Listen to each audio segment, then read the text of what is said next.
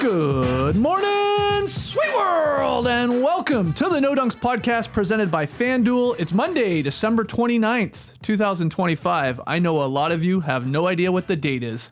It's Monday, December 29th. I'm J.E. Skeets here in the Classic Factory, and alongside me, as always, Tass Mellis. I definitely don't know what the day is. Hey, everybody. And over yonder, making the magic happen, he is back in the Classic Factory. It's Eshua Kid. How y'all doing? What's up, Esh? What about you? Did you know what date it was? Because this is that weird time between Christmas and New Year's that a lot of people have no clue. Man, I've been lost on the date. Like, I didn't know what the date was last week at all until it was Christmas. And then, yeah, nobody knows what the date is. No, nobody does. Nora on, I guess it was Saturday. No, I'm losing track of the day. She was like, are you going into the Classic Factory tomorrow? I mean, that was Sunday. I'm like, no, we're going to see Marty Supreme. I'm not going to work on Sunday. Marty. I have thoughts. I'll share them for another podcast. Oh, man. Not nearly as good as Uncut Gems. Let's just leave it at that. But it is Monday, and we are doing our NBA weekend winners and losers. We will have Trae back hopefully tomorrow, and JD at some point is making his way back from Mexico. Will he? I don't know. I never know with him. Don't you ever think sometimes, Tass, 20 years in, he's just going to go on one of these trips one of these days and just never return? Yeah, it's a good call. I can see I it. definitely think that too, yeah. Just leave us the keys to the Classic Factory in his house. And we'll just make it work. Is there a reason he's meeting with every family member, you know? There's something going on there. He's enjoying his time on the beach. But yeah, we'll have the guys trickling back in later this week. But as I said, weekend winners and losers. We had a couple testy days in the NBA over the weekend. A brouhaha to talk about. And Giannis getting everybody all fired up. We'll get to that. But first, we had a bunch of wedgies to catch everybody up on. And they happened late last week, a lot of them. 3 of them did. Number 21, 22, and 23 happened all on Tuesday night. Paul George stuck the first one there. Then Karl Anthony Towns on the turnaround jumper. That was number 22. Ooh, nice close-up there. Good work by the cameraman. And then Trae Johnson on the fast break. Got one to stick basically under the rim. And then finally, this one, Friday night, Jonathan Isaac in Orlando sticks number 24. So that's where we're at. 24 wedgies. I went and checked as we make our way to 2026. 24 is not bad before the flip of the calendar year. Last year, 15 total wedgies when we went from 2024 to 2025. So 24, I mean, that's pretty good. We might get another 1 or 2 here before the year ends. Yeah, on pace for 57, which obviously would be an incredible year. Obviously, if you're tracking wedgies like everybody else. Last year, it was a quiet year. 48 last total. Season. Yeah, didn't even hit that magical 50. I think we're going to do it, though, this year. Okay, NBA weekend winners and losers. We'll start with winners, do a couple rounds, get us started. Where do you want to go? Let's start with Giannis Antetokounmpo returning for the Milwaukee Bucks. Okay. The first question was, how is Giannis going to look out there? Been 3+ weeks. It's been a calf injury. Maybe they're going to take it slow. He looked like the machine that Giannis Antetokounmpo is. He looked spectacular. In that first half, he had 3 straight possessions in the second quarter with monstrous dunks. Giannis type of dunks. Bang, bang, bang. Now, they were playing it a little bit slow, limiting his minutes, 24 minutes, but that's okay because Giannis Antetokounmpo is efficient when he's out there. 29 points in just 24 minutes. The second question was, how would everybody play around him? And I think Giannis Antetokounmpo helped everybody out around him as he does, drawing attention. I think he had a quiet second half, and in that fourth quarter, Ryan Rollins and Giannis played a pick and roll game. 2 straight possessions in the fourth quarter, and Giannis basically said, we need you, Ryan Rollins. Here you go. He kept on giving it back to him. Ryan Rollins finally said, all right, I'll line it up, hit a shot. Hit that 3. Next possession, same thing. Pick and roll, another 3. So Ryan Rollins, 20 points. Key. Yeah, really good game from him. Yeah, and he's been the second best player. He's for the Milwaukee Bucks offensively. He's going to get most improved player votes. He deserves it. Then going down to the wire, as I think you sort of hinted at, Giannis Antetokounmpo, the game is over. And Giannis Antetokounmpo gets the ball, fast break, he can just dribble it out. Oh, yeah. He doesn't want to do that. This was a clear Giannis, I don't give a shit type of moment, an IDGAF.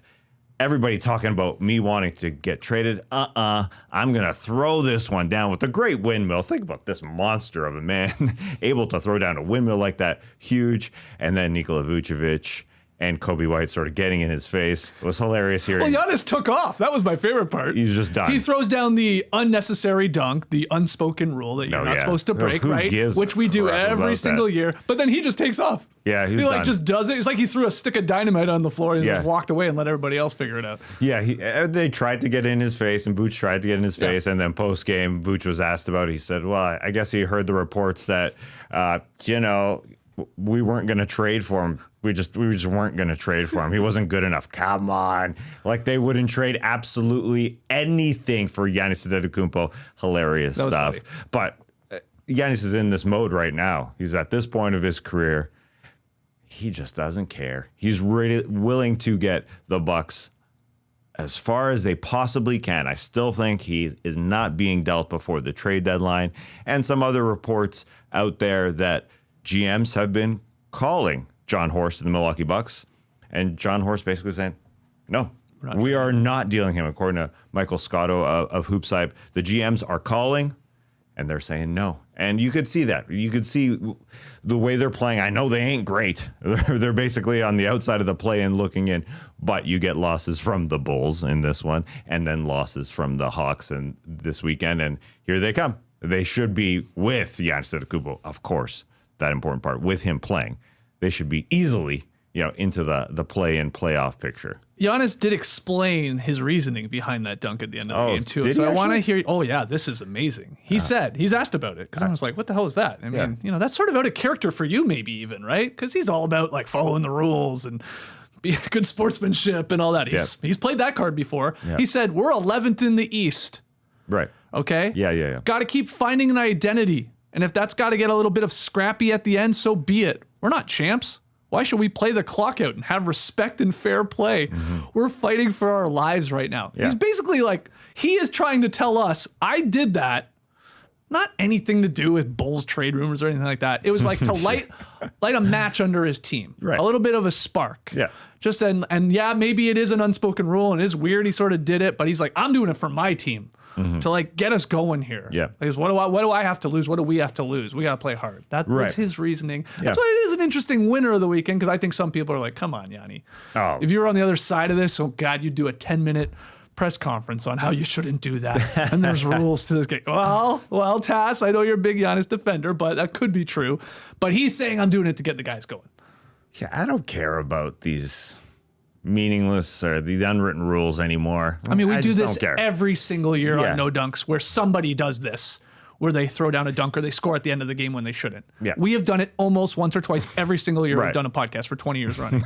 so I swear to God, we have. The Bulls sort of got mad. I mean, it was Vooch and Kobe White sort of going up to him. And Bobby Portis, the guy who will always defend anybody on his team. Yeah. He's the guy who came off the bench to help out Giannis.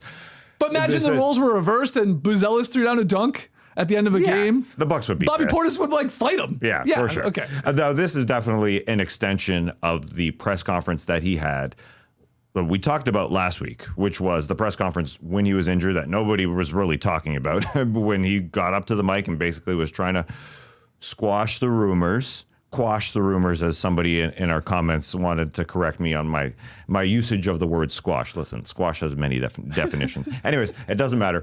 But it was an extension of that when he was basically saying, listen, I want our team to play better. We need to play better. So yeah, I could see why. I heard the post game comments on why he did it. It's to me, it's just essentially what he wants from his team. Yeah. And what he wanted from his team preseason. But now it's reached this level that, listen, I'm here. I ain't a freaking loser. I do not want a losing record. I do not want to miss the playoffs. So that's what it is. You're right. That's where we are, essentially, with the Milwaukee Bucks. And if Giannis is back and looks like he's at that MVP level and can play a majority of these games at least, they're obviously going to rise in the rankings. I think everybody believes And that. the standings, of course. They will, yeah, in the Eastern Conference if he plays. But will John Horst and the Bucks, what will they do if they are keeping him? If Giannis has not come out and said, I want to demand a trade, which he hasn't, from what we know, what will they do? What can they do to actually improve this team?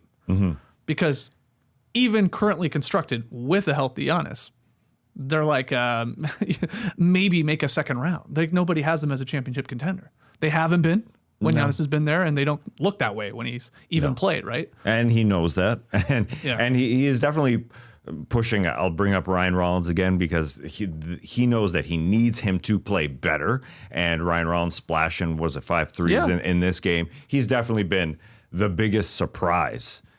Imagine if he didn't even play well. He's been so important for this team, and they're way below 500. So yes, they're not going to be a championship contender with this team. Now, I think with the initial talk that was happening, it was based upon forcing John Horst to go trade one of those draft picks to improve this team, to help them here and now, because Giannis was not demanding a trade, but Giannis was saying, do everything you can because I want to stay. But if they're going to be a team that continues to lose, then I'm going to have to leave. And that may happen in the offseason, but I don't see it happening this season because Giannis playing means that they're at least a play-in team, probably a playoff team, and then they go from there. But that being said, if you watch when Giannis misses games, they stink. And so, when he did go out for 2 to 4 weeks, I was watching every single game. Now they beat Boston, but then they get destroyed by Brooklyn. So if they continue to lose and he was out, then he may have to demand a trade. He may have to, in his eyes. Yeah. But I think he's going to stick around, especially if he's playing. But that's the dilemma to me if you're John Horst in the Bucks. It's like, yeah, you want to keep him happy. Yeah, of course you want to keep Giannis. But like, okay, you trade this future pick. Very little draft capital to trade. They have one pick to trade. So you trade that. You trade. I mean, there's not a lot of like promising young talent even on their team. You want to keep Ryan Rollins, for crying out loud. My point is, what do you even do? What is the move to like catapult you up in the Eastern Conference contender status? I don't really see it. Yeah, there's not. I don't think Zach LaVine moves the needle. I don't think Tyler Hero moves it. I don't know. I don't see it. I don't know what it is. I will say that they probably think that Zach LaVine moves the needle to some degree because their defense has picked up, but they need somebody offensively. They just need an outlet because their defense is solid. With Ryan Rollins and Miles Turner, along with Giannis Antetokounmpo, those three. And then the Kevin Porter Jr., as I brought up, a very, very good offensive player, has really looked decent in his games so far. He's only been there for half the season. And then AJ Green and all that. They've been, I think, the rankings, like the last 9 days, they've literally top 4 defense. Maybe they're top 3 defense. I know it's 9 days. Who cares? But, I think they do think that a guy that can score 25, they need one. And so it could be a draft pick if the Sacramento Kings agree to a draft pick for Zach LaVine, plus another guy. It could be that. Yeah. That's what it could be. Now, money has to play into that, though, because Zach LaVine gets paid a lot. It could be a 3-team trade. But all that, Zach LaVine could be the guy. Let's hear what the people think on the stream team right now, live on YouTube, about the Giannis dunk at the end. Was it disrespectful? I think it was an awesome dunk. Well, it was an incredible dunk. The poster looks awesome. I mean, he tweeted about it. He knew how good the dunk was. It was like a dunk contest like dunk. Yeah, it was. Which I always forget Giannis was in a dunk contest. Yeah. Wow. Yeah. It was sort of unforgettable. Yeah. Didn't do a whole lot. But do you think it was disrespectful or not? Or do you not give a damn? I mean, even Stacey King was doing the classic, like, stop him. Somebody could have stopped him. You could have wrapped him up if you even wanted to. Right. Josh Giddey, let him go. Then again, you're not thinking he's going to go down and throw down like a 49 or a 50 dunk in a dunk contest at the end. Yeah, it's pretty sweet. It's amazing. This guy doesn't care right now. No. Trying to get the team going. All right, Giannis gets a winner of the weekend in the Bucks from Tass. Let's keep it going. I want to give a winner of the weekend to Keyonte George and the Utah Jazz. That is something I don't think we've ever said here on No Dunks. But the Jazz beat 2 of the top 3 teams in the NBA on back-to-back nights over the weekend. Keyonte George played a huge part in both victories. On Friday night, he scored 31 points, and he hit a beautiful floater in the lane with about 2 seconds remaining for the 131-129 victory over the Pistons. That's a good defensive team in Detroit. And they had difficulty talking about a 2-man game with Giannis and Ryan Rollins at the end. Lauri Markkanen and Keyonte George were giving them problems, running them off multiple screens. So great win from Utah. And then they followed it up on Saturday as that dynamic duo of Markkanen and Keyonte George powered the team to the 127-114 road victory over the Spurs. And they ended their winning streak at 8 games. Really quality win from Utah in that one. They led midway through the second quarter and never relinquished the lead. Yeah. So Markkanen with 29 points and Keyonte George with 28. So back-to-back wins over Detroit, one of the best teams in the Eastern Conference, the best team record-wise, right? And then San Antonio, the hottest team in the league at that point. Quality weekend here for the Utah Jazz. And we can get into more about Keyonte George, but thoughts on the victories? They are a good story, and they are a good watch. They could easily put up 140 points any given night against anybody, including the top 2 teams in the frickin' Western Conference anytime. So they are fun to watch. Now, they give it all back at the other end. They're one of the worst teams in the NBA defensively, but they will never not be a good league pass watch because they are super fun. They've got super good stories, I think, within their rotation as well. Like Cody Williams, a guy who's trying to make it here in the NBA, I thought was really good against the Spurs. Good defensive efforts. 8 points on the other end in transition because that's what he does. A guy who's not part of the rotation all the time, showed lots of effort.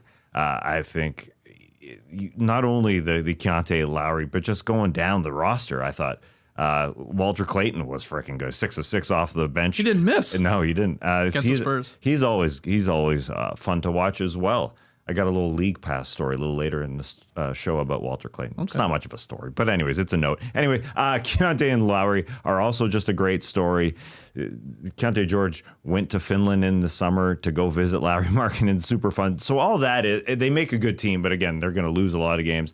It's going to be very, very difficult for them to make the playoffs, and Lauri Markkanen is going to continue as the guy who's played the most games in the NBA without a playoff appearance. It sure feels think that like streak that. Continues? 477 at this point. Wow. It sure feels that way. Look at the freaking West. The West is just too tough. You'd have to, if you reseeded them, East and West, 1 through 16, maybe they make it. But look who they're playing behind. Even though they are one of the best, they're top 12 offensively, one of the best offenses. Yeah. Still, they give away too many points. You look at the teams 7 through 10 now: Phoenix, Golden State, Memphis, Portland. Then it's Utah. Then you got the Mavs chasing them. I assume they're going to get better. There's the whole Anthony Davis thing, but they're getting Kyrie Irving back, I assume. And then you got the Clippers, who we'll get to all of a sudden are a team that's hungry. It's going to be really tough for the Utah Jazz. It's crowded. I will say this. If the Denver Nuggets didn't exist, Keyonte George would have a very realistic chance at winning the Western Conference Player of the Month for December, because this wasn't just a great weekend from him. He's had an awesome December. Yeah. Keyonte George is averaging, in 12 games played in December, a whole lot of basketball, 27, 7, and 5. And the Jazz have gone a respectable 6 and 6, 500 basketball over that stretch of December. He's shooting 47% from the floor, 43% from deep. But again, pretty sure the player of the month is going to go in the Western Conference to a guy named Jokic. And if he didn't exist, it would probably go to Jamal Murray, who's had actually a killer month in December too. But Keyonte, I do think you brought up Ryan Rollins as a most improved guy.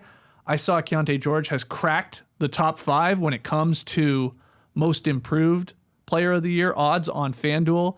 It's Denny Avdia is your favorite at plus 130, Jalen Johnson at plus 220, and then Jalen Duren, Josh Giddey, and Keyonte George. So Keyonte George has jumped Ryan Rollins, because I know Ryan Rollins was like a top 4, top 5 guy there in terms of odds for MIP for a while, but Keyonte rightfully up there because he's also like hitting game winners. He's got like...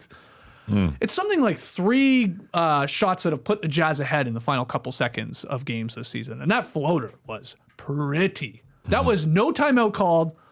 Let the guard cook. And he got to his spot and hit a little tough floater there to give them the lead with 2 seconds to go, like I said. Yeah, the growth of him has been surprising. It really has. So he will get plenty of most improved player votes. But they're relying on him a ton. And that team is just literally can be a bucket anytime. Again, those points scored literally could be 140 any game. And Keyonte George is a huge part of that. They put the ball in his hands in key moments like that. All right, let's do another round of winners of the weekend. Who you got? I know a lot of stream teamers are saying, where's Kawhi's 55? We'll get to that in a second. Okay. But a guy who I think should also get most improved player votes is also winner of the weekend. Anthony Black of the Orlando Magic is really important to them, especially with Franz Wagner going down and then Jalen Suggs doing his annual tradition of missing games, unfortunately. They need Anthony Black. And then he had his best game by far of his career, dropping 38 points against the Denver Nuggets in a win in Orlando on Saturday. He's got that ability to attack closeouts. So even as he said post game, I'm really good on this team because other guys attract the attention with Paolo Banchero out there, with Desmond Bane out there, and you get a Franz back. As a secondary playmaker, he is really, really good, and he's really, really solid. The 3-point shots were incredible for him. By far the most of his career. He hit 7 threes in this game. His previous high was 4. Wow. I know I've mentioned before, I consider them sort of like a bomb. His shooting form is kind of like a shot put, a little bit of a push shot, but it's going down. He is, becoming sort of an average 3-point shooter. They really, really do need him, so I think he will get some votes, and I think he had the best play of his career. Put it in the highlight reel, a minute plus left. He's playing the pick and roll defensively with Jamal Murray and Jokic doing their thing. Murray gives it to Jokic. He comes down real quick, swipes it from Nikola Jokic, goes the entire other way. Jamal Murray gets in his way. He goes through him and scores and one. Literally, I think that's the best moment of his career as far as I remember. Put it on the highlight tape of his career. 38 points. Easily his best game of his career offensively. Again, those 7 threes was extremely important. But Anthony Black and the Orlando Magic, he's needed. You could see the Nuggets, how they struggle with guards like him, athletic guards like him, when they miss Aaron Gordon, Christian Brown, Cam Johnson now too. Yeah. I mean, they are depleted on their wing defenders, right? So a guy like that can go off. But when I shared the most improved odds, when I was talking about Keyonte George, I had a lot of people responding like, where's Anthony Black? Yeah. He's plus 5,000 on FanDuel for most improved. I don't think he's going to win it overall, but when you watch the tape, and I've watched a lot of Magic games this year too, he definitely is better. He is improved his game. He attacks a lot more. He's realized he is one of the most athletic guys. As my voice just went there. Come on back. Yeah, back, boy, back. We're back. Your voice is a dog? Yeah. Come here. Your voice has improved as well. Most improved voice. Yeah, well, I did that Christmas show. I talked for like 40 minutes straight there. Ash wouldn't even talk to me for that one. He had a lot going on at the house. But yeah, like when you watch him, he has absolutely improved. Yeah. So that is good. And that was another entertaining Magic win here as they pulled it out over the Nuggets. I think the last 2-minute report, though, said, we missed one. We missed one that hurt the Nuggets there. Something involving Jamal Murray, I saw. Oh. But it doesn't matter. It doesn't matter. No. But it does matter that Anthony Black plays well for this team. I'm excited to see him in a postseason series here. Yeah, with Magic overall. Yeah, absolutely. And him, because, I want to see this in games that actually really matter, right? He's had some, obviously, reps, but I want to see him pop off here. I think he's going to have a game or two where he does. He can. He should. He can, yeah. This is the Anthony Black moment. Year 3 for him. He'll be 22 soon. This is the best Anthony Black we've seen. And, you start putting it all together, putting all the pieces together. You think Franz and Paolo Banchero, who's been solid, helping out, and then Desmond Bane. You start to piece together. And, yeah, it'll be fun to see them in the playoffs, see what they can do. There's some similarities to those third-year guys in Keyonte George and Anthony Black at guard positions, figuring it out. I think it does take guards, point guards, whatever, generally more time. Yeah. To maybe get it going. If they don't pop right away in the league, we're like, we start writing them off and okay, they don't have it. Give them a little bit of time here. Give them some reps and some games, and they can still have something there. So both those guys playing awesome. Yeah, and Black's only been pushed into the starting lineup because Jalen Suggs is out. Yeah. And he's been doing it off the bench for most of the season.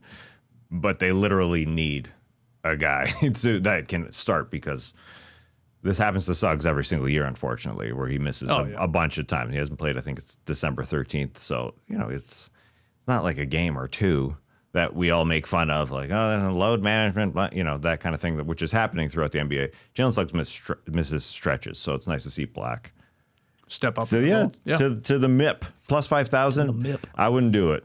Because there's just too many guys. There's too many guys. Yeah. I'm will be shocked if Avdia or Jalen Johnson doesn't win it. Right. Guys. Duran's got to be. And Duran, yeah, true. That was my pick. Because it's going to be an all-star level guy. Right. I don't think Anthony Black is making the all-star game. I do not think so. I don't think Keyonte George is making the all-star game. if a Jazz does make it, it's more likely Lowry Markkanen. Right. So that's what we're getting at. It's going to be Avdia if he makes it. Jalen Johnson should make it. Jalen Duren should make it. Probably one of those guys. But nice. It's cool that there's like a lot of guys that are competing. for it. Yeah. Seems like it's improved. Has most improved player improved? Is that what you're saying? I think so. I think you're right. I think there's way more thoroughbreds out there. I don't know. I think of horses and with most improved player, but there's way more horses in the race. It feels like year to year. Doesn't feel like there's been as many that have been in contention for the award. I don't know. I'm trying to go back in my brain. Last year, how many players were worthy of the most improved player award? It's hard to really go back. All right, another winner of the weekend here. Winner of the weekend to Scottie Barnes. Oh, Scottie. Insane stat line from Scottie Barnes on Sunday versus the Warriors in a win. 23 points, 25 rebounds. That's a lot of roast beef. 10 assists, 3 steals, and a block. The first Raptor ever task to put up a 20-20 triple-double. And he tied the all-time franchise record for rebounds in a game. Either regular season or postseason. I believe it was Bismack Biyombo with 25 once upon a time. But man, Scottie Barnes left it all out on the floor on Sunday. He was subbed out, in fact, with like 48 seconds to go. It was like under 50 seconds to go in overtime because the lead had ballooned and the Raptors were going to win the game. So they took him out. A little standing O there from the crowd, well deserved. He laid down on the Raptors bench like he was Chris Kaman taking a nap. Yep. He looked exhausted because every shot the Raptors missed or the Warriors missed on the defensive end, he was going up to get. And when I mean going up, like, us, we're like sickos when it comes to rebound highlights. He had like 2 or 3 in this game that were like, whoa, he just went and got it. Had no right to grab that rebound, but just obviously went and took it. Now it helped you're playing a smaller Warriors team. Yeah. Sort of like the Raptors, if we're being honest, not the biggest team in the league, but Barnes hustled his ass off. So 23 points, 25 boards, 10 assists. That's only been accomplished by 8 players in NBA history. Wilt Chamberlain did it 18 times. And then it's like Elgin Baylor did it a handful of times. Bill Russell did it once. Jokic did it once. A couple other legends, right? And then now Scottie Barnes on that list. But he had the big one to tie the game up. It was an offensive rebound, layup, did it all in one motion, very smooth to get the game into, obviously, overtime. And he was just giving them second chance after second chance. So Scottie Barnes bringing it. And it was nice to see the Raptors got R.J. Barrett back. The offense looked a little bit more dynamic with him back in limited minutes. But any thoughts on Scottie Barnes or the Raps getting the win there? I love seeing Scottie Barnes do what a lot of us are doing during the holidays, just going lying down. I'm tired, just relaxing. Except we weren't grabbing 25 rebounds in a professional basketball game. We were just probably eating or drinking and watching TV. Yeah, but that's what we're all doing. Yeah. It also helped him grab boards that Jakob Poeltl wasn't playing, and he needed to be extremely reliable, grabbing boards, and he was getting after it. I liked his post-game interview where he's just completely transparent when he was told, you're the first player in Raptors history to have a 2020 triple-double. I can't even say it. 20.20 rebound triple-double. And he said, that's tough. He's just like transparent. He's like, yeah, that's freaking good, man. And the only other players in Raptors history to have a 20.20 rebound performance, Chris Bosh and Popeye Jones. That's right. Popeye made the graphic last night. In 1996. That's right. Yeah. Oh, yeah. I remember that. I remember that game. It's because I remember it because that's when I truly became a basketball fan and only a basketball fan because I was a fan of all other sports. This is a true story you're telling me right now? Yeah. Popeye Jones made you just a basketball fan? Yeah. With 20-plus rebounds in a game? Yeah, because come to think of it, if it hadn't been for Popeye Jones, I'd been buried a long time ago. Where did you come from? Where did you go? Where did you come from, Popeye Jones? Hey, hey, hey. Yeah, no, that's not true. I'm a fan of all sports, but I threw the word in there. I'd been varied a long time ago because I had to look up. I'd been married a long time ago. Yeah, I didn't realize that was the word. Anyways, I was varied. I needed a word just to sub in for married. And varied, yeah. Anyways, Popeye Jones. I don't know how to react to that. If it hadn't been for Popeye Jones. Anyways, where I think the game turned was at the end of the third quarter. It was. Yep, go ahead. Yeah. It was a 10-point lead for the Warriors. Yeah. They just turned it over 3 straight possessions. It was brutal. It was very bad. Raptors ripped off an 8-0 run like that to end the quarter and suddenly are back in the game. Yeah. End of quarters. They're important, man. Yeah. They're super important. Yeah, literally Gary Payton II fell in the backcourt and just gave it over to Jacoby Walter. Just consecutive possessions. Super important. An injured DeAnthony Melton really hurt the Golden State Warriors. If he's out there, that stuff doesn't happen because Melton never turns it over like that. So that was really, really key.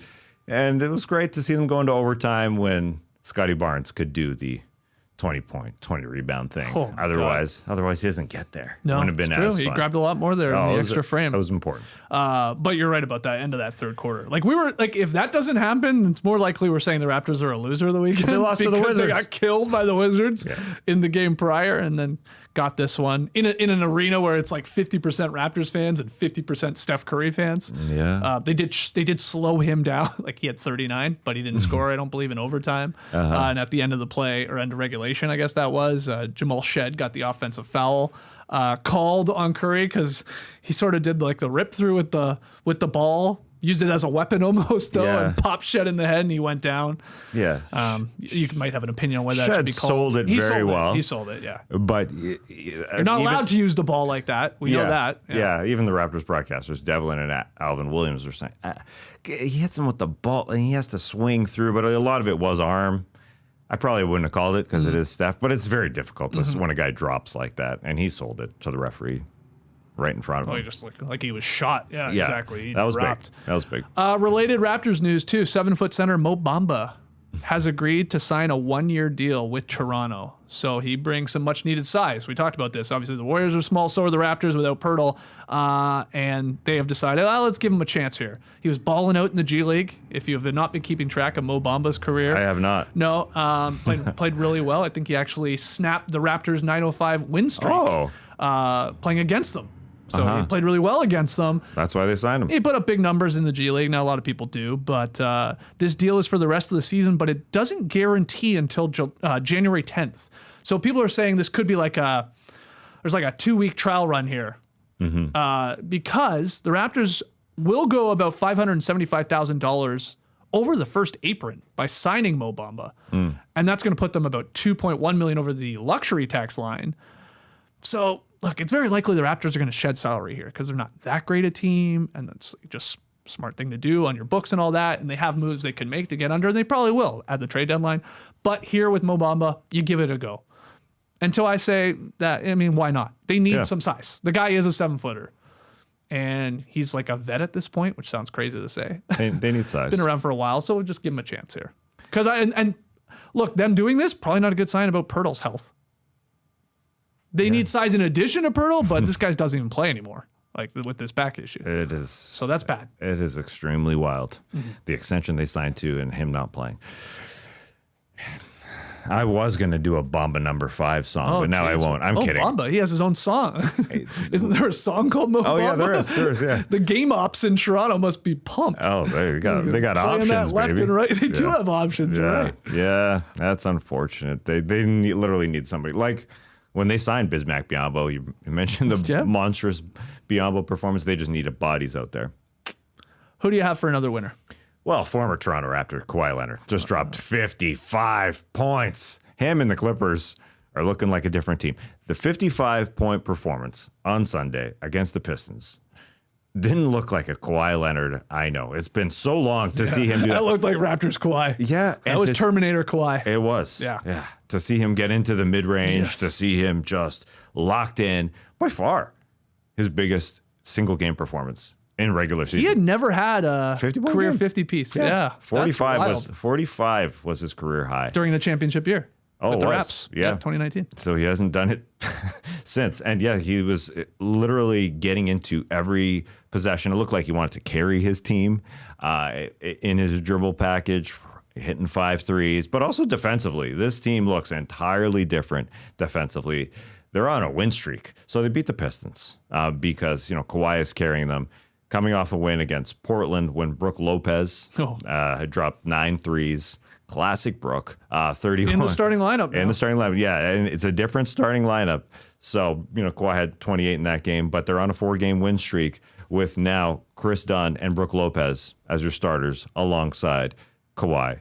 James Harden, and John Collins, who did miss Sunday's game against the Pistons through illness. And they have a top 4 defense over the last 10 days because they are a different team. They beat the Lakers, they beat the Rockets, they beat the Blazers and the Pistons for their 4-game win streak. It's quality. It is pretty quality. You know, there were some injuries to the Lakers. You know, Luka left that game. But either way, you beat the Rockets. You beat the freaking Pistons. Yeah. You beat Headband Cade. What do you think of Cade Cunningham and his headband? Yeah, don't like it as much. Yeah, me neither. Yeah. I don't know why. Ash, opinion? I want to hear an opinion. You're more stylish, so I'm going to you.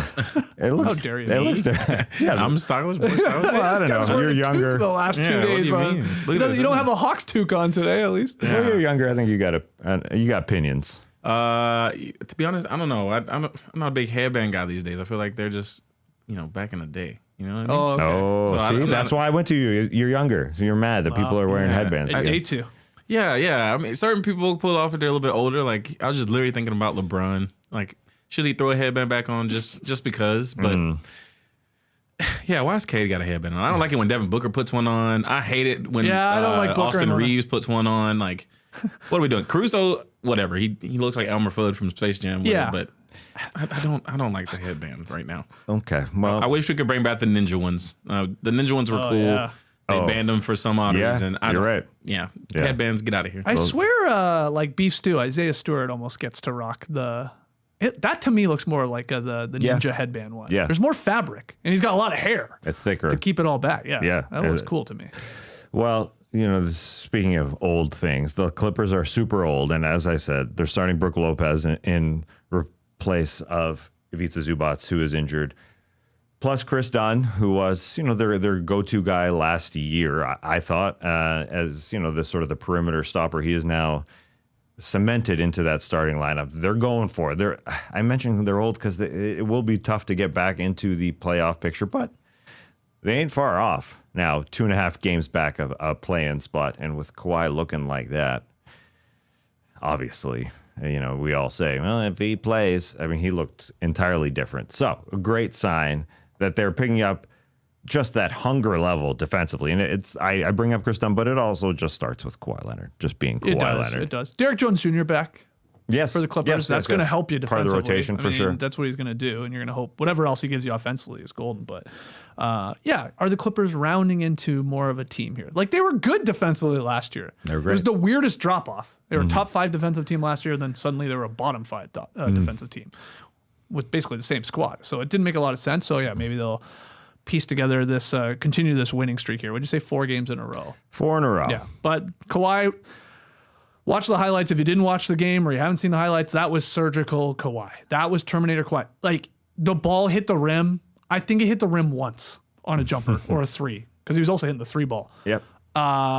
I think there was one shot I can remember that rattled in a little bit. When a guy goes for 55, there are usually the odd shot where it's like, oh, that was a lucky bounce. This is one of those nights, right? Oh, wow, that hit everything and fell in. That not the case with him. He just line drives his jumpers in with his long ass, reach and fingers, and they just I don't know. He's like very little arc when he shoots. It's always been his thing. But they still are not touching rim. It's wild. So, good game. Yeah, and he got to the free throw line a ton, too. Yeah, he had 16 free throws. He got into his moves faster than I've just can remember. Yes. It was just quick. And it literally rolled into defense as well, which is surprising. He looked spry. He did.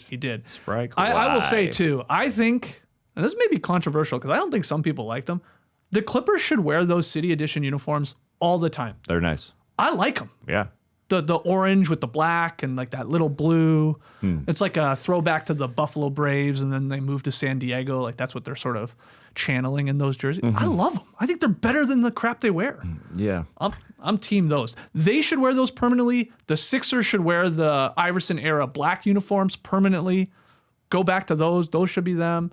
I think the Pacers, I actually like their City Edition, like sort of remixed jerseys. Those are the 3. They should make them their mandatory go-to jerseys. No, you don't agree? Well, the go-to, they're nice because they're a little flair away from what they usually wear. I understand that they're better than the Clippers. Yeah, I just don't like the Clippers home and away brand. Yeah, like you see like the Cleveland Cavaliers wear their orangies which I like. You like those? Yeah. I like them a lot. Orangey peach. Yeah. Yeah, whatever the color is. It's hard to tell. Peach, salmon, orange. But if you just replace, their home and aways or, one of them, it's just like, this is their jersey now. I like it. I like it. Yeah, I hear you. Maybe no, I'm wrong. I do like the Clippers. I know I'm wrong because I was looking, as I was like, had to make sure. I'm like, what are those? I can't keep track of these, right? I'm like, they're a city are those edition city or not? edition? Yeah. They are. But I saw when doing that, I'm like, people rank like the 30 city edition jerseys from worst to best. And it's like this Clippers one, this LA one, the orange ones, they were like always dead last. They were like 29th or 30th. I'm like, what? I think they're some of the best ones. What am I seeing? I don't know. I'm a fan of them. Ash, you got an opinion on that? You're young. Yeah, I like those.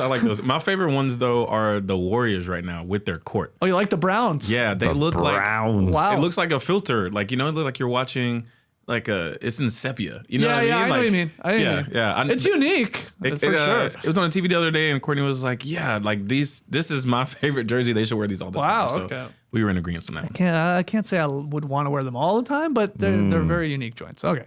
Yeah. Other NBA weekend winners, I'll just hit you with a couple quick ones here. Jaylen Brown extended his 30-point-plus scoring streak to 9 straight games. It is incredible. That ties a franchise record. Tatum has never done that. Couldn't believe that.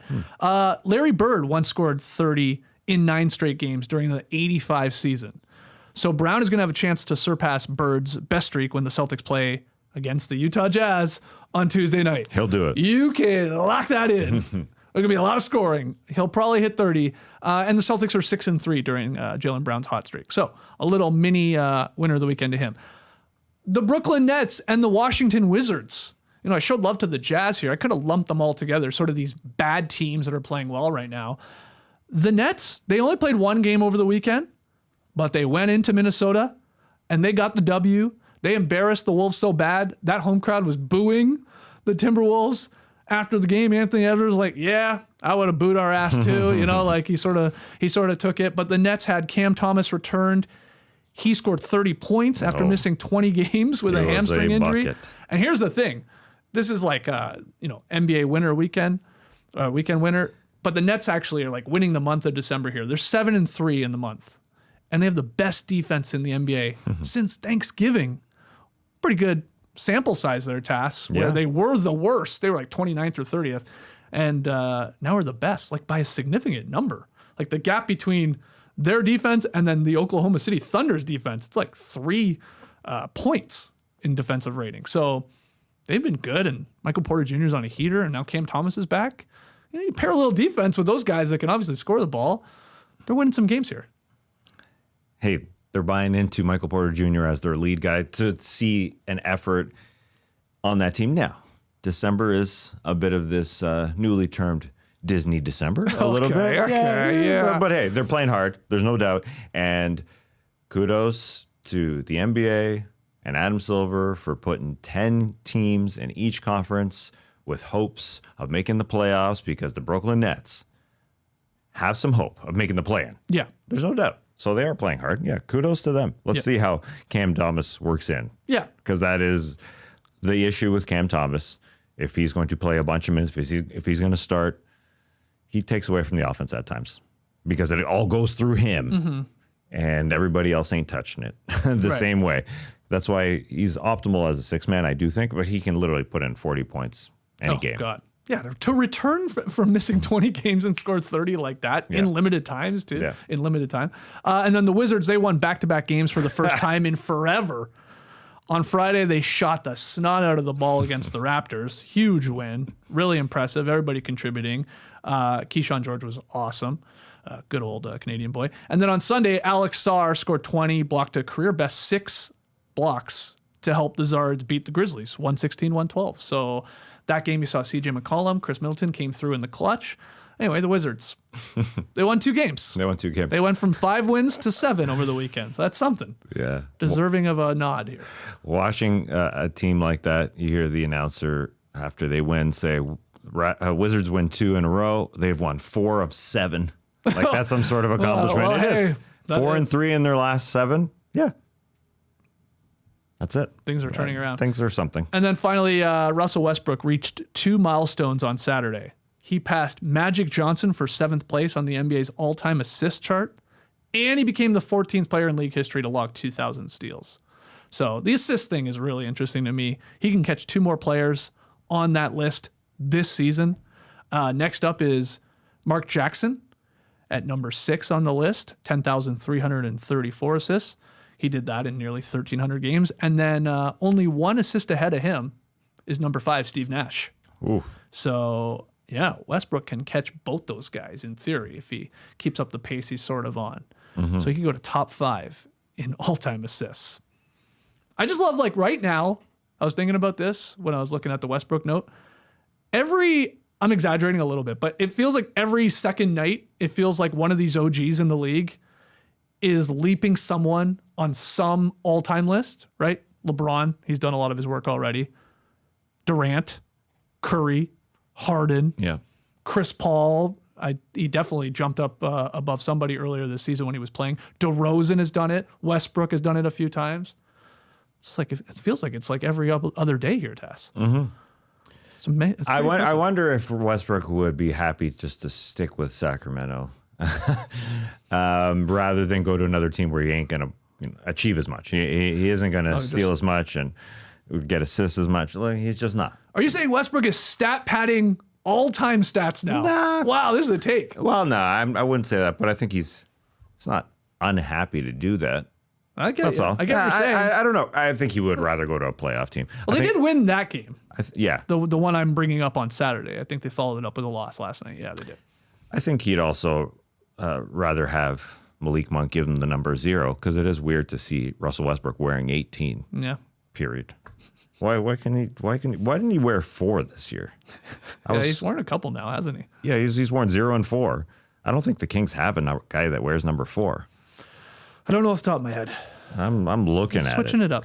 Yeah, I guess he's switching it up. Kudos to Westbrook there. We'll see how high he gets on the all-time assist list. Okay, let's take a quick break. When we come back, weekend losers. Every Friday from 6 to 7:30, it's NBA Happy Hour on FanDuel, your pregame for the weekend. It's Friday again, then Saturday, Sunday. What? We're talking limited time specials you won't want to miss. Boosts, bonuses, surprises, all dropping in the app during happy hour. So before tip-off, check the FanDuel app to see the week's special. Then make your move before the shot clock expires at 7:30 Eastern. The shot clock is what the copy says. Kind of odd. I would have gone with the clock or the game clock is something weird that we don't really say in NBA circles, but the shot clock is what's expiring at 7:30 Eastern. It's the perfect way to start your weekend. A little basketball, a little action, and a whole lot of Friday energy. NBA Happy Hour every Friday from 6 to 7:30 p.m. Eastern, only on FanDuel, official sportsbook partner of the NBA. Okay, we've done NBA weekend winners. Hit the like button, subscribe if you haven't here. 5-star ratings and reviews do on that. the podcast platform of your choice. But we got to do losers. We didn't do it last week. We were in such a good mood with Christmas right around the corner. But we're doing NBA weekend losers, and I feel we have a couple to pick from here. Where do you want to start? I'm starting with the New Orleans Pelicans. They lost consecutive games in New Orleans to the same basketball team. It's hard to do. That is tough to do. The Phoenix Suns went in there and smacked them. Last week, when we didn't take winners or losers, I guess it was the day after, technically on December 23rd, we debated, are the New Orleans Pelicans and their 5-game winning streak capable of making the play-in? Right. We had that debate. Well, it's over now. Oh, wow. Yeah. There's too many teams rising above them. When we were having that discussion, there wasn't as many, and now these Clippers are alive all of a sudden. It just feels like it's very difficult for them to make it. They've lost 3 games since we had that discussion, 2 of them to the Phoenix Suns, baby. And also why I wanted to include this, it wasn't necessarily to talk about the New Orleans Pelicans because I didn't need to rip on them anymore. Not because they don't deserve it, but it's just it's a little tiresome, to be honest. I wanted to give Colin Gillespie some frickin' love with the Phoenix Suns. NBA champ Colin Gillespie. First game, he hit a key shot. 1 minute left. The mid-range, you don't have to call it a TJ McConnell, but it sure looked like a TJ McConnell to get there. Call it the Chris Paul to get there. Jumper, cash. Game 2, he hit 5 threes in the first half against the Phoenix Suns. very, very key buckets to help them get somewhere that they didn't see themselves going at the beginning of the season. He's taking the spot of Jalen Green right now in the starting lineup. He's definitely capable of coming off the bench when Jalen Green is back. I know there was the discussion when Jalen Green went out and Colin Gillespie was doing this in the starting lineup. Maybe Jalen Green should come off the bench because Gillespie is key. He should get some most improved player votes, not just from Phoenix media members, but from other people as well, because who saw it coming? I know I mentioned that he was an NBA champ and you gave the look. Oh, NBA champ. Yeah. He gets it. He gets the ring, even though he was hurt that entire year with the 23 Denver Nuggets. It was the Nuggets, yes. Yeah, they give him a ring. Good. But hey, they would love to have him around. They need a ball handler with their second unit to take some pressure off Bruce Brown and others. Either way, it was fun. Also, Saturday, we saw some fists. We did. It was wild. Mark Williams coming to set a pick on Jose Alvarado. Alvarado not liking it, pushing him back. Mark Williams throws a little fist. Alvarado, a real big fist. Oh, yeah. Yeah, so He really threw. He did. And that's why he got 2 games. And Mark Williams only got 1 game suspension for that. But a lot of people liking that for the New Orleans Pelicans. Seeing some fight, some scrap. They're going to miss him for the next couple of games, as the Suns will miss Mark Williams. But what'd you think of that little scrap? Well, it just looked hilarious. You got a guy that's like barely 6 feet tall in Jose Alvarado taking on a guy that's 7 feet tall in Mark Williams. So it just looked funny. Yeah. That was a hilarious because one guy's photo. trying to punch up, the other guy's trying to like sort of like. Mark Williams wasn't really punching to me. Yeah. I guess he did connect, but he was like more like slapping away, like get away from me. Get away, fly. Somebody said it looked like I could not stop laughing from this visual. That it looked like Jose Alvarado was like trying to steal Mark Williams' purse. And he's like trying to like get away, like like an older woman trying to like get a kid away from stealing a purse or something like that. I can't get that visual out of my head now. I forget who said that on Twitter, but it was a great photo. It's always great to see an actual like a fight. There was definitely punches thrown. Oh, absolutely. And they went at it a little bit. Usually it's you get off me, you get off me, Yeah. hold me back. But it was sort of weird too. It like sort of just came out of nowhere. Yeah. Alvarado really instigating it, I thought. Yeah. He was mad. Yeah, it was great. It was great. I loved it. Yeah, it wasn't like a, hey, let's throw down here. Even the Pelicans broadcasters, I was watching this live, they couldn't even decide if fists were thrown. Yeah. I mean, maybe because they're defending their guy in Alvarado, but he threw some punches. But to get some great photos out of it, you put it up the photos were awesome. You put it up on our YouTube page. I didn't see it. Like live, I thought this wasn't really a great fight. Right. It wasn't really great to watch. The photos make it look better. Oh, yeah. Because there's that Way one better. where Alvarado is literally punching up at him. That was hilarious. And like in Mark Williams' defense, he was just trying to defend himself, I think, to some extent. Like, again, that's why the joke about like, hey, don't take my purse. Like he's like slapping this like child away. Like, get out of here. What did I do? I'm trying to set a pick on you, man. What's your problem? But that's why I think you're right that Jose Alvarado got 2 games. Yes. Mark just 1. Yeah. Good for the Suns. Incredible for the Suns that they're at 18-13. They're 500 on the road after winning those couple games. They won 3 in a row. Great season for them. And did you see Dylan Brooks? Oh, yeah. Sitting courtside? Yeah, I'm going to get to that. You're going to get to that. Okay, excellent. Okay, excellent. Yeah, a little later. Okay, but good, perfect. in Washington, you're talking about. Yeah. Amazing. All right, my big loser of the weekend is the Atlanta Hawks. Sad caca. The Hawks dropped 2 more games over the weekend. Friday to Miami, Saturday to the Knicks. They capped an 0-5 homestand here. They've lost 6 straight in all. They gave up at least 126 points in each of those 6 defeats. Trae Young has been back for a majority of them. It does not matter. And so after outperforming some initial expectations, let's say earlier in the year, this team has crashed back to earth. Atlanta's 15-18 overall. You won't believe this. They're an average offense. They're a below average, defense. They're 19th, I think, in defensive rating on the season. They're just back to being like so disappointing here. They are. And like, this is the holiday homestand, man. I went to a couple of these games. There was a buzz. They were at least heading into the homestand. They were pretty good, like I said. Trae was coming back, and they just can't play defense. They didn't stop anybody. Nobody. Everybody could score on them.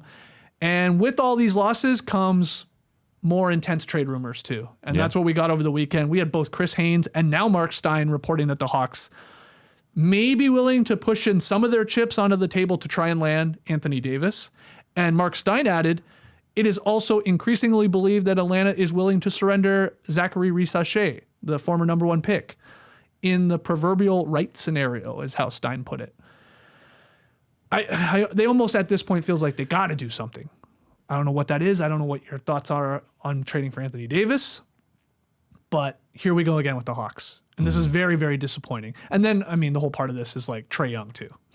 Like a guy that they're like, basically said, hey, prove to us you're a max contract guy, right? Without coming to an agreement on a new deal. Is he? I mean, he still gets stats, but it doesn't translate into much winning basketball, and they're absolutely blitzed when he's out there defensively. They're not much better when he's not out there. Like, they have no bigs. Porzingis might be coming back soon. Sure, that helps a little bit, but this guy can't stay healthy because of his illness. And you're left with another season that feels like wasted to some extent, but at least there's some talent in here. But what do you think they should do here, Tess? Yeah, it's a very, very difficult decision. I think they don't want to sign Trae Young to a huge, huge deal. That's why they didn't extend him. And you see it out there on the floor. He's getting called out during this homestand by some opposing broadcasters saying, oh, he's not getting back here, the homestand here in the holidays? Why not? Because he wasn't scrambling back to help out. In a scenario here where you got guys playing, I was very conscious of Jalen Johnson missing games to start his career. He's playing this season. He's played so much. Dyson Daniels, also an incredible defender, playing. Yes, no Porzingis, but Onyeka Okongwu out there helping out. The defensive attitude, it's not there. So the question is going for Dallas, going for Anthony Davis. It seems like, according to Stein and Haynes, that Trae Young wouldn't be part of the package, and that would make sense to me if I'm the Dallas Mavericks. What you just signed Kyrie to a huge extension. Why bring Trae on? Right. So that makes sense. Now Rissache, they want to take a chance on as a complementary piece, sure. But what I see from the Hawks is not to take on a long-term deal in Anthony Davis. I mean, long-term, it's this year plus 2 more. I don't know if they do it. I know they get better, but who goes in that scenario? It has to be a monstrous contract along with Zachary Rissache. I think the front office of the Hawks is just locked in on short-term, not short-term payment-wise. I don't think they need to take on an Anthony Davis contract, unfortunately, because Anthony Davis, very much like Kristaps Porzingis, half a season. He's half a season. Yeah. Well, I thought it was pretty telling that Luke Kennard did receive a DMP CD on Friday night versus the Heat. So 0 minutes. He was healthy from what I know. First time this season I think that's happened. Because I think he would be involved in any sort of deal here. Because you could trade Kristaps Porzingis, Zachary Rissache, Luke Kennard, some draft capital, not the juicy Pelicans pick, but they have other swaps and they have other future draft picks from other teams, the Hawks do, that they could put one in even, let's call it that, into an Anthony Davis trade. And you would have to have probably a Caleb Martin or a Najee Marshall coming back. Mm-hmm. So you're saying you still wouldn't do that even if you're the Hawks? No, actually. And now I will say, that's Porzingis going back to the Mavericks. It's like, what? Mm-hmm. Maybe rerouted, obviously third team, but KP, Kennard, Rissache, draft capital to some extent, but not a lot, for Anthony Davis and let's say Caleb Martin. Oh, I would do it in a heartbeat if I was the Hawks. Yeah. Okay. Now that you start to pick, you start to put together who they're giving up. Now, a pick is extremely important on both sides.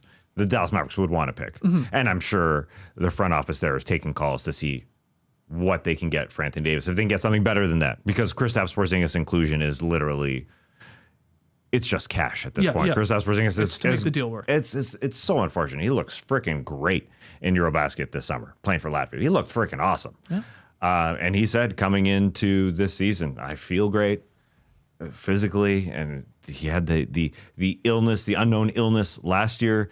This year, it's the heart rate that has speeded up with the POTS. Yeah, it's POTS. As it's called, extremely unfortunate. Yeah, it's rare. But what would the best offer coming back for Anthony Davis be? I think that's the question. And if it is a really good pick and Kristaps Porzingis, essentially. Let's hope Risa can evolve into something better. There's hope for Zachary Risa. If that's it, in comparison to everything else, then the Mavs do it, and I think the Hawks do it as well. The only other one I could think of, if Trae Young is being moved out in an Anthony Davis to Atlanta situation, you could do a 3-team deal, and I'll throw it at you and everybody listening and watching. What do you think of the Hawks getting Anthony Davis, the Kings getting Trae Young, so they get their point guard, maybe of the future, right? Obviously to build around. And then the Mavericks would get DeMar DeRozan, Dennis Schroeder, and Keon Ellis. 3-team deal. AD to Atlanta, Trae Young to Sacramento, DeRozan and Schroeder and Ellis to Dallas. I think Sacramento should not do that deal. Okay. As good as Trae Young is, they have to make a decision here. We're not just going to stay in the world of mediocrity. That's exactly what they're doing. If they make that deal, I think they need some future draft picks. I'd like to keep Keon Ellis around as well. But if you're moving on from DeRozan and Zach LaVine, get better, I would say. All right. And I mean, I'm chucking them out there. Trae would help out, but they're not a playoff team. That's for sure. I mean, the Hawks aren't a playoff team right now. No, unfortunately. No. And I do think I think it's more likely if they do make a trade for Anthony Davis, they do want to keep Trae Young. They want to see Yeah. At that point, oh my God. Right. If Trae Young can't win games, if they can't win games if AD was healthy, let's say, because he is a defensive juggernaut still. Yeah. When he's healthy, when he's out there, that's the big if. And then you've got guys like at that point you're trying to replicate what the Knicks are doing, right? You got Jalen Brunson. He's awesome offensively. But you can expose him because he's small on the defensive end. But what do? They got OG. They got Mikal Bridges. Obviously have some bigs behind them. That's what they would be trying to replicate with almost a smaller scaled down version with Dyson Daniels and Nickeil Alexander-Walker sort of on the wing and Jalen Johnson on the wing.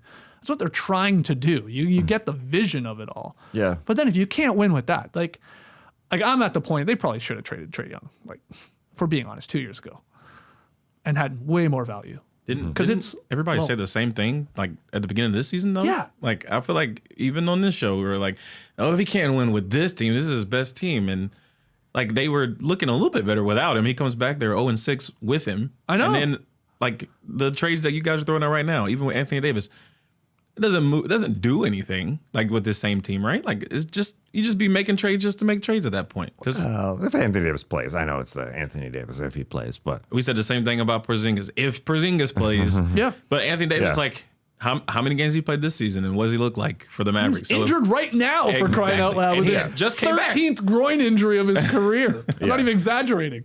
yeah, that's why it seems like this Hawks front office is not going all in on Anthony Davis. I don't see this happening just because he's under contract for this year and 2 more. So you One of just those a say player if you're option. the Hawks front office, you're just okay, it is what it is. We thought we were going to be way better this year, Yeah, they're gonna but we're play a it. classic 500 Hawks team, and we'll maybe we make the are. play in. But let's get off the Trae Young business. Let's not lock ourselves into AD business. Let's get a hopefully high pick from the Pelicans. Take one of these potential superstars, whoever it is, a Boozer, Peterson, whoever, and go from there. Yeah, You slow play it. You slow play it. I think that's what they did coming into the season, making that great trade for the New Orleans Pelicans deal, or draft pick, I should say, and not giving Trae Young a long extension. They are just playing what they've got to help out, to admire other scenarios in another part of the NBA where teams say, we're just trying to get as much talent here as possible, not necessarily sign guys to long-term deals. And this offseason, another thing they can do is Kristaps Porzingis coming off the books entirely and can make moves then and there, just because they can go sign people if they want to come play for the Atlanta Hawks. It's So, probably the right decision, but it's really unfortunate that they botched it this year of all years when the East was open, right? It's there. There's no Tatum on the Celtics. Well, right now. He might come back. There's no Halliburton. you mean to on make the a deal Pacers. before this Just to season? this was the year that they could have actually, the window was open to maybe bump your way through, to crash through So it. what could they have done Well, during it could have just during been the better, is my point. Or I guess, of course, traded Trae Young before, and maybe that works out. No, I'm just saying it's unfortunate, but it's not surprising. Don't worry, they'll win a couple games here and get within 500. They're 3 below 500. The world's going to fall apart. They need to be 1 game within 500, either sub or above. So they'll get there. I know they were better without Trae Young, and Jalen Johnson was looking like a borderline number one type of option on your team. And the Nickeil Alexander signing of 4 years. Great. It's $64 million. Looked fantastic. But do they get better just because Trae Young isn't playing? Next season, They've if they been move better on from when he's not playing. Yeah. Well, yeah. I don't know if you can rely on, again, games played are important for Jalen Johnson as well. He's playing. Will that continue? Why wouldn't that risk. continue? I mean, he's like a kid. Yeah, he's good. He's not 32. No. He's not Anthony Davis age. He could be most improved player, that's for sure. It would be interesting to see them without Trae. So, I think what you're saying is maybe if they didn't move on from Trae this season, they're trying it out this season, but they probably should have done it earlier. Yeah. Is what it comes down to, really. Trae has a player option too. I don't know if that convolutes things or what he's going to do. Like, obviously, he still gets his numbers, but like, there's very little demand, it feels like, across the league for a guy at the number he makes, the contract he makes, taking up the percentage he does of your salary cap. For a guy like it's been tough to prove he's like contributes to a lot of winning basketball. Yeah. Some success, the conference finals run. Otherwise, it's generally a 500 team. We'll get to a guy who I'm going to bring up right here, but who gets dealt before the trade deadline? Is it Trae, John Morant, or LaMelo Ball? Those are swap all three of them. Three guys Just swap all in three the of them. See what same happens. conversation. In fact, they should be allowed to, those three teams with those 3 point guards should be able to trade them, right? And then everybody gets like a 2-week trial run. And then you trade them again. So they just do the carousel. Yeah. See how that works? And then everybody says, okay, who do you want? You want your old guy back? Okay, we'll just give him back to you. Now you want this new guy? Yeah. Try that out.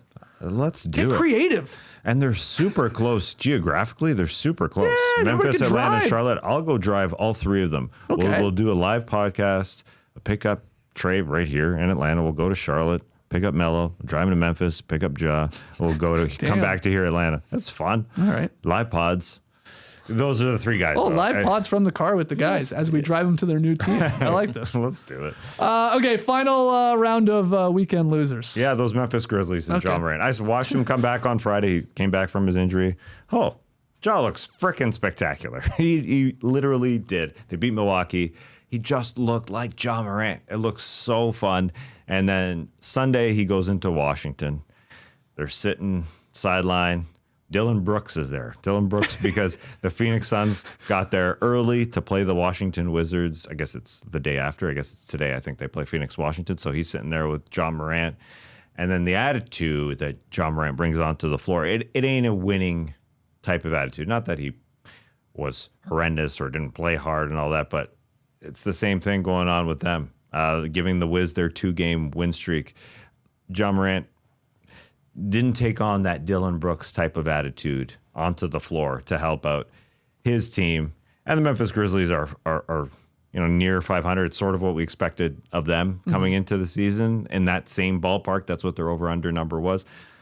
But all that to say, you're playing the Washington Wizards. You should win. But that's what happens in Disney December. Teams that shouldn't be getting wins. Maybe there's a little lull. Maybe there's a holiday lull that happens with a lot of teams. It was unfortunate that they didn't go and beat the Washington Wizards. Simple as that. They could literally be a 500 team, but now they're 15-17 again. After getting an incredibly talented Ja Morant back from injury on Friday. So it's a disappointing weekend. Yeah. And what does this say about, either Dylan Brooks or Washington as a city, that Dylan Brooks elected to just go watch that game instead of go see the city sights? I've been to Washington. A lot of free museums. Yeah, it's very nice. Oh, I had a great time. I had a great me too. weekend in Washington. But yeah, he just wanted to go to the phone booth and watch a game. So you're saying it's not fun enough? Washington's not fun enough? I mean, I think it says more about Dylan Brooks than he's just a psycho. He's just he was by himself too. Yeah. Not with any teammates I don't or think anything. so. That didn't look like it. Bought a ticket, went and watched the game. I like having Dylan Brooks right now in the league. Weird characters. Yeah, it is great. And the Memphis Grizzlies would have loved to pluck him off the seat in his front row and have them on their team. I know they got rid of him a couple years ago, but he's totally changed. He's a new man. They would love that attitude on their roster. They need it. Sure. And they've got a bunch of guys chipping in here and there. I mean, the Suns have way more tude than the Memphis Grizzlies. It's unfortunate. I didn't even like this is me being extremely picky. But game is over. Memphis Grizzlies against the Washington Wizards. We just lost. And John Morant goes up to Jaren Jackson Jr. on the floor after the final play, after the buzzer, and does his routine handshake. I'm being picky. But they do like the whole bop, bop, bop, bop, bop, bop. Sure. It's like a 6-piece, 7-piece thing. It's like, what? We just lost. Right. Have a little too against the Washington Wizards. Right. I'm being picky. It It means I guess they're connected and that they're on the same level. Cool, but the same win a level game, is losing. Yeah, win a game. I gotcha. It's an odd scenario there. Again, Jaren Jackson Jr., who's signed there forever, and they're going through this extreme lull of a franchise and who they are and what they are, and is he going to stick around? I mean, this is me just speculating. He wants to be there. He signed there, but it's just a whole odd scenario. With Ja there as the number one guy, but not the number one guy. These are franchises in Memphis, in Atlanta's case. I mean, maybe the Hornets' case to some extent with LaMelo Ball, but like, it's like they're coming to the crossroads of like, what's our identity? Yeah. Because their identity has been in Memphis, we're Ja Morant. That's our identity. In Atlanta, our identity has been Trae Young. And it's like, do we want to be that anymore? We don't want to be that anymore. Maybe we don't want to be that. They're like, it's a tough decision to make. I mean, these are your franchise guys. They put a lot of people in seats. They sold a lot of jerseys. They're your guys. You got on draft night, obviously. Yeah. And are talented players, but I don't know. Maybe it's run its course in a lot of these cases.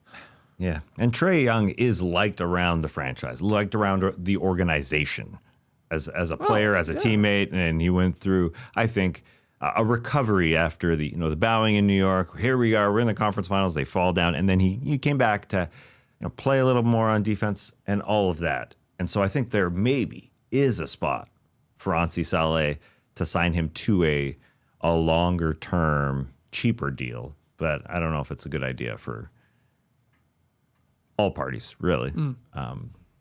Yeah. We'll see. All right, final loser of the weekend. We got to get to this. The internet lost its damn mind over the weekend when Joel Embiid scored 31 points versus the Chicago Bulls while appearing to wear no-show socks, or maybe no socks at all, which sounds insane.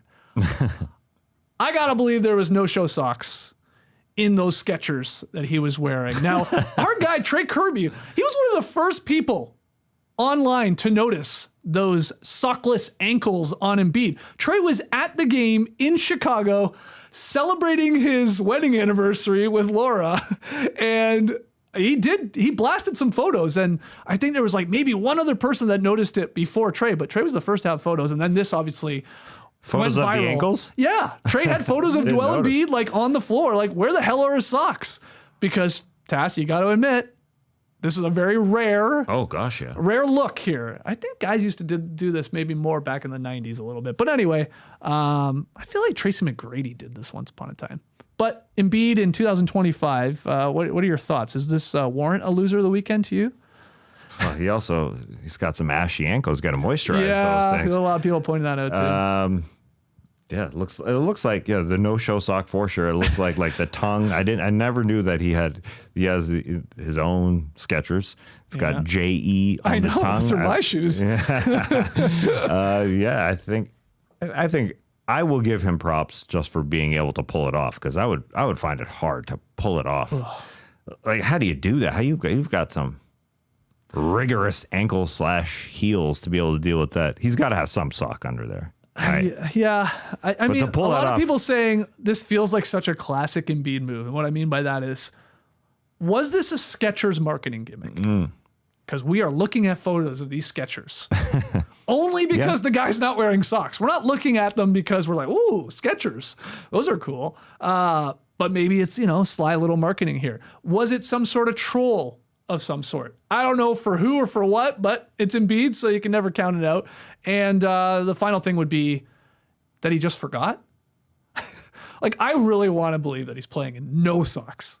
Not even those little weird little no-show socks that, like, if you ever are wearing and then you show up at somebody's house that you got to take your shoes off. And you're like, oh God. Oh, yeah. Oh no, I'm taking my no-show socks off too, because that is the weirdest look on a man. Yeah, those are real Matt Austin things. But you like the short socks to run in, like the shorter socks. Not, but you see the sock. You can kind of. They're low socks. They're pretty to low. Run in, yeah. I'm not running in high socks. Yeah, exactly. Yeah. And so I think maybe Joel Embiid is using those.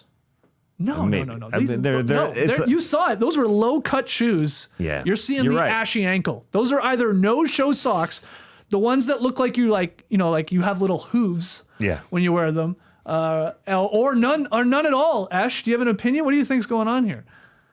Yeah, I think he's definitely. I don't think he has a sock on at all. I don't think these are no shows.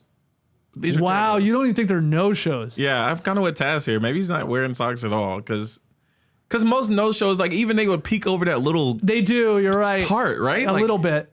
Mm-hmm. This is just also weird. No show socks would be falling off guaranteed within the shoe. Exactly. Do you know They'd what I be mean? all rolled up under your foot. Yeah, it's the worst thing. Brutal. But playing basketball in no socks is psychotic.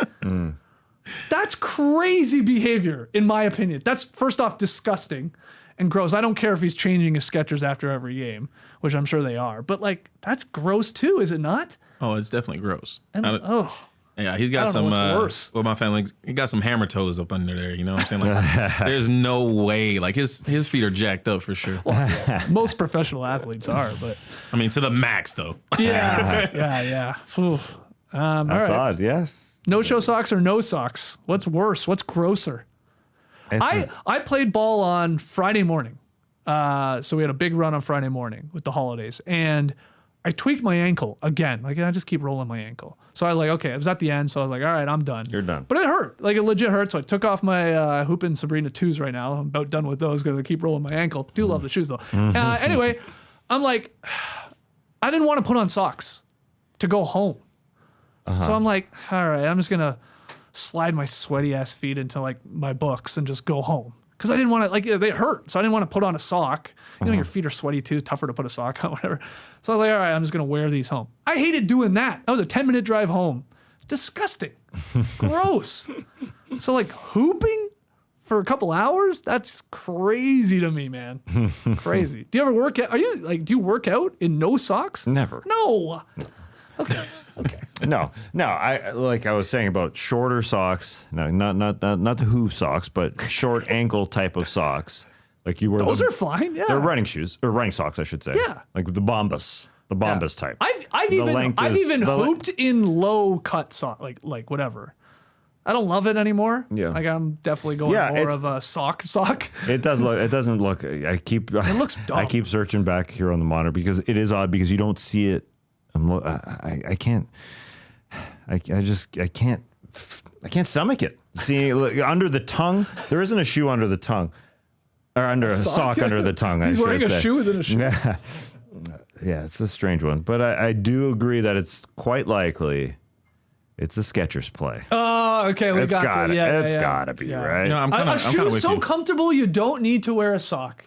There you go. Yeah, and also like all the NBA socks are Nike too, right? So. Oh, yeah, and they usually do roll them, most so of they them sort of hide the Nike if you're not a Nike athlete. Yeah, so he's like, screw it. I'm not even wearing a sock. Oh, it's crazy. There's a good NBA conspiracy right there. Yeah, it is. Yeah, it is a good NBA conspiracy. Yeah, that's a good short right there. Skechers. Who wears them? Skechers should send me a pair, though. I mean, it does say JE on the top. Oh, right. It's like basically my shoe. I am looking for new shoes right now. I was talking to Ash before we went live. I am thinking about picking up a new pair of shoes to hoop in. So I don't really want it to be Skechers, but I'm willing to try them out. No show socks or sockless, even if you want me to. Okay. See, he's the only NBA player wearing Skechers. I think so. Maybe one more. I don't know. I have no idea. Yeah. Okay. Whoa boy of the night. We got a sponsor once again. We do. Whoa boy sponsored by Martin, a longtime listener who wrote a book called Hell of a Ride. So he's sponsoring Woboy here to pitch his own book. And we got no problem with that. It sounds like actually a pretty good book. 9 years ago, after a number of lows, Martin biked 7,000 kilometers, yes, kilometers, across Canada to raise money and awareness for mental health. And apparently our podcast, No Dunks here, got Martin through some very long hours on the bicycle saddle, okay? He had us in his ears for a lot of these miles or kilometers. So that bike ride became the basis for a book called Hell of a Ride. It got published last year, won some awards, and it's available to buy. I went and checked it out. I'm intrigued. Paperback, ebook version in Canada and the US. I've already linked to it in the show notes. So check out Hell of a Ride by our guy Martin. You're getting a free copy. I am? Oh, sweet. Well, Good thing I didn't buy it. We haven't agreed on that yet, but I assume so. If you're asking for it, you're getting a free copy sent to you within a Skechers shoe. Oh, wow. Yeah. Oh. But the Woboy goes to Kawhi Leonard. He made me do extra work last night. I made the graphic for Scottie Barnes. I was like, the guy went for 23, 25, and 10. Like, that's a Woboy right there. Yeah. And then Kawhi said, no, I'm the real board man. 55 points, career high, as we talked about. 11 rebounds. He shot 17 of 26 from the field, 5 of 10 from deep, 16 of 17 at the line, 2 assists, and then get this, 8 stocks. He had 5 steals, 3 blocks in 39 minutes. So Kawhi shows Scottie B, I guess, how it's really done in Woboy. That is a pretty impressive game. I couldn't believe Scottie wasn't going to get it. Yeah, I don't even know if we mentioned the 5 steals while we were talking about the Clippers defense. He looked like he was connected, but 5 steals. Fantastic, Kawhi. There you go. Thank you, Martin, for sponsoring Woboy, and congratulations on your book. Hell of a ride. Everybody go grab a copy. Support No Dunks fans here. All right, pick 'em tonight. I'm in trouble. I'm 6-12. Trae is 9-9. Tonight's the 29th. There's 31 days in December, right? I gotta run the gauntlet here for the rest of December to even tie Trae. So you're clear. You're not paying off anything. You're 14-4. What game are we going? So you're saying that we're picking on the 31st? Well, let's see what happens. Yeah, we'll see what happens. It could be over tonight, and I could be likely paying off December's It could loss, be. Yeah, we picked a game with the Chicago Bulls, mainly because Trae would have to pick the Chicago Bulls because that's what he does. They're at home to the Minnesota Timberwolves, who are coming off that embarrassing loss. So 4.5. Hold on. Am I getting Minnesota games mixed up? I don't know. What are you asking? It's all a blur. Well, they lost to the Brooklyn Nets, but that was their last game. That was their last game. Yeah. Embarrassing. That's why I took Minnesota. Me too. 4.5. They're favored by 4.5. Right. They got to win by 5 or more. While Trae's taking the Bulls, just got to lose by 4 or less. The two of us are on Minnesota. There you go. Yeah. I initially went into this thinking we were doing a show on Wednesday. We probably are not now. Yeah. We'll have a show tomorrow, but and we'll have a show on Friday. But obviously with New Year's, we'll see on the 31st. But maybe we'll just pick anyway. We could do that. Yeah. But I got to win. So if Trae covers, if the Bulls cover, then it's over. It's a wrap. Yeah, I don't know why that Nets game seems so long ago where they were embarrassed at home getting booed. Yeah. But you mentioned it earlier in the show to lose. What night was it? I was embarrassed. It was Saturday. See, nobody knows the dates. It just seems like a long time ago. Yeah, it is. And they've lost 2 in a row because of Jokic on Christmas. So here they go. Okay. And I don't know if that one's on League Pass or not. Is that one on Peacock? I'm not sure. No? Okay. No. Well, then watch it using our NBA League Pass promo. We got a QR code for you and everything.